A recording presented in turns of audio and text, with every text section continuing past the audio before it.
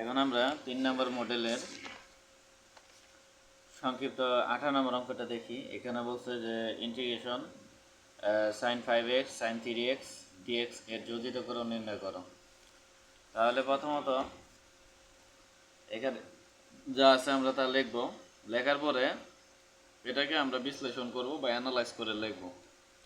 এখন আমরা একটা সূত্র জানি যে 2 sin a sin b equal to cos a minus b minus হলো cos a plus b। এটা কি ফর্মুলা? তাহলে 2 sin a sin b is equal to cos a minus b minus কি cos a plus b। এখন সূত্রে ফেলানোর জন্য সামনে একটা 2 থাকা দরকার, ঠিক আছে? এক কথায় এখানে 5x কে ধরবো আর 3x কে b ধরবো। তাহলে কি হচ্ছে sin a sin b, sin a sin b সামনে কি একটা 2 আছে, সেজন্য আমরা একটা 2 নিব, ঠিক আছে?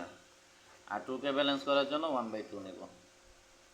এখন 1/2 রাখলাম, তারপরে 2 sin a sin b, এটা সূত্র কি cos a minus b। তাহলে cos নিলাম, a minus b মানে কি 5x থেকে 3x বাদ দিলে 2x, সূত্র অনুসারে minus cos a plus b। তাহলে cos নিলাম, আর a plus b মানে কি 5x আর 3x যোগ হবে, তাহলে 5x আর 3x যোগ করলে কি 8x হবে।